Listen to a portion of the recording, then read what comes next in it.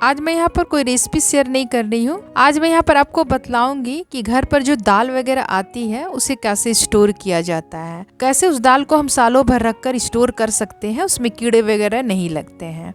तो दाल को धूप वगैरह में देने से क्या होता है कि बहुत ज्यादा कबूतर वगैरह परेशान करते हैं और उसको गंदा कर देते हैं। तो हेलो दोस्तों, गुगली किचन में आप सभी का स्वागत है। तो आज जो हम दाल को स्टोर करने के लिए बताएंगे तो वह बहुत ही सिंपल सा तरीका है। तो सबसे पहले मैंने यहाँ पर एक कढ़ाई लिया है और कढ़ाई में मैंने मसूर दाल को डाला है। तो मसूर दाल मैंने यहाँ पर 2.5 kg लिया है। तो मसूर दाल को हमें क्या करनी है, सबसे पहले कढ़ाई में डालना है और इसे हाई फ्लेम पर ऊपर नीचे करते हुए गर्म करना है। मतलब कि मसूर दाल का भी जो भी मॉइस्चर होगा वो अच्छी तरह से सूख जाएगा और इसे ऊपर नीचे हमें कंटिन्यू करना रहता है, क्योंकि यदि आप इसे छोड़ देते हैं तो नीचे से दाल जो है वो ज्यादा जल जाएगा और ज्यादा जल जाएगा तो फिर आपके दाल का जो फ्लेवर है वो बिल्कुल चेंज हो जाएगा। तो दाल को स्टोर करने के लिए सबसे पहला उपाय तो यही है, धूप में भी रखकर सुखा कर रखा जाता है तो वो काफी वक्त तक आराम से रह जाता है। लेकिन धूप में जब हम इसे सुखाते हैं दाल वगैरह को, तो बहुत सारे गिलहरी हो गए, कबूतर हो गए, वो आके हमारे दाल को खराब करते हैं, खाते हैं और गंदा भी कर देते हैं,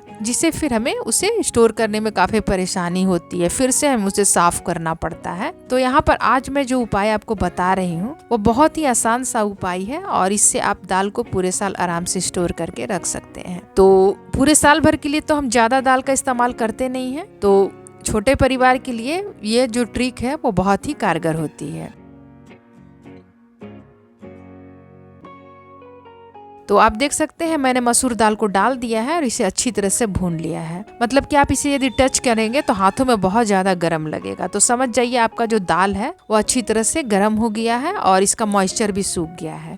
और इस तरह से दाल को रखने पर दाल का जो फ्लेवर होता है बनने के बाद वो काफी ज्यादा बढ़ भी जाता है, इसमें एक सौंधापन भी आ जाता है। तो उसके बाद हमें क्या करनी है, जब दाल अच्छी तरह से गर्म हो जाए तो हमें उसे एक पेपर में पलट लेना है और पलटने के बाद हमें उसे फैला देना है। यहाँ इस बात का आपको ध्यान रखना है कि दाल को भूनना नहीं है, दाल को बस हमें कढ़ाई में डालकर गर्म करना है ताकि दाल का जो भी मॉइस्चर हो वो खत्म हो जाए। यदि आप दाल को ज्यादा भून दीजिएगा तो फिर वो पकने में आपको प्रॉब्लम करेगा, पकाते समय वो थोड़ा सा ज्यादा टाइम ले लेगा। तो इसलिए आपको सिर्फ दाल को गर्म करना है, वो भी ज्यादा गर्म करना है ताकि हाथ से जब आप इसे छुएंगे तो आपके हाथों को काफी ज्यादा गर्म लगे। इस तरह से आपको गर्म करना है। तो मसूर दाल को मैंने फैला दिया पेपर में, उसके बाद फिर से मैंने कढ़ाई इस्तेमाल किया और उसमें मैंने मूंग दाल को डाल दिया है।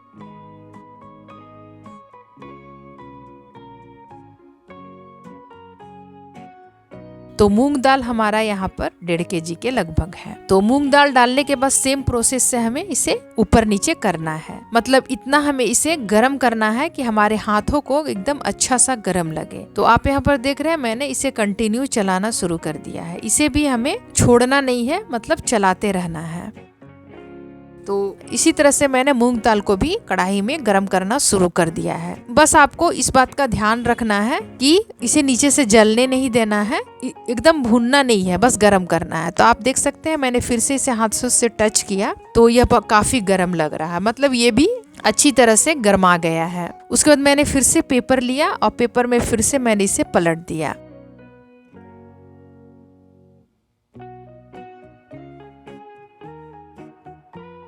और पलटने के बाद फिर से मैंने स्पैचुला से अच्छी तरह से फैला दिया है, क्योंकि दाल अभी काफी गर्म है तो इसे हाथ से हम छू नहीं सकते हैं, तो स्पैचुला से ही हमें इसे फैला देना है। फैलाया इसलिए जाता है क्योंकि यह थोड़ा सा ठंडा हो जाए और ये नॉर्मल टेम्परेचर पर आ जाए।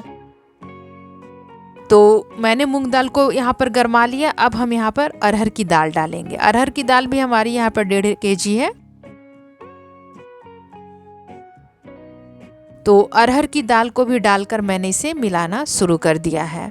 तो सेम प्रोसेस से उसी तरह हमें इसे मिलाते रहना है ताकि यह नीचे से लगे नहीं और अच्छी तरह से गर्म होकर इसके मॉइस्चर भी खत्म हो जाए। तो यहाँ पर मैंने 3 दाल को दिखलाया है आपको। इसी तरह से आप सारे दाल को स्टोर कर सकते हैं, जैसे उड़द की दाल हो गया, चना के दाल हो गया, मतलब जो भी दाल हुआ उसे आप इस तरह से गर्म करके रख सकते हैं। इवन आप चना जो होता है उसे भी गर्म करके रख सकते हैं, काबली हो गया उसे भी गर्म करके रख सकते हैं, राजमा हो गया उसे भी रख सकते हैं। इस तरह से हल्का हल्का गर्म करके रखेंगे तो आपके दालों में, चाहे तो फिर आपके चना में, कीड़े वगैरह नहीं लगेंगे। तो अरहर दाल को भी मैंने पेपर में फैला दिया। यहाँ पर सारी चीज़ों को हमें फैला देना है, रूम में ही फैलाना है, धूप वगैरह में मैंने नहीं फैलाया है। तो रूम में ही फैला दिया है। तो थोड़ा ये ठंडा हो गया है। ठंडा होने के बाद मैंने क्या किया है, सारे दालों को फेंट लिया है।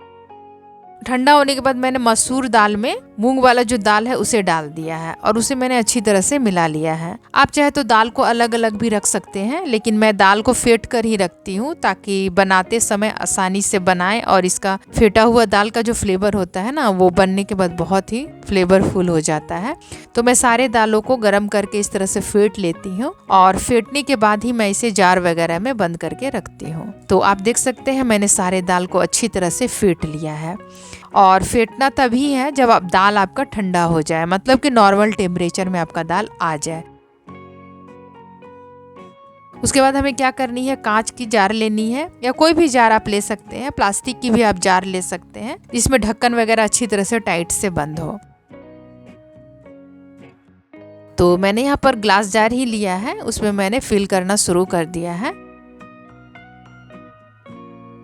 तो इस तरह से मैं सारी दालों को गरम करके और उसके बाद मैं एक जार में डालकर और उसे बंद करके और पूरे साल तक आराम से रख लेती हूँ। दाल बिल्कुल भी खराब नहीं होता है, कीड़े वगैरह बिल्कुल भी इसमें नहीं लगते हैं। फिर आप एकदम निश्चिंत से पूरे साल इसका इस्तेमाल कर सकते हैं। दाल वगैरह ऐसा होता है कि हम थोड़ा थोड़ा तो मंगाते नहीं हैं, उसकी क्वांटिटी थोड़ा ज़्यादा ही मंगा लेते हैं ताकि हमारा दाल 6 महीना साल भर आराम से चल जाए। तो आप यहाँ पर देख रहे हैं मैंने 1 सीसी यहाँ पर डालकर पैक कर लिया है, 1 सीसी हम और डालकर पैक करेंगे बाद में। तो इस तरह से आप दाल को स्टोर करके पूरे साल रख सकते हैं। तो यह मेरी छोटी सी वीडियो थी। तो आपको कैसी लगी?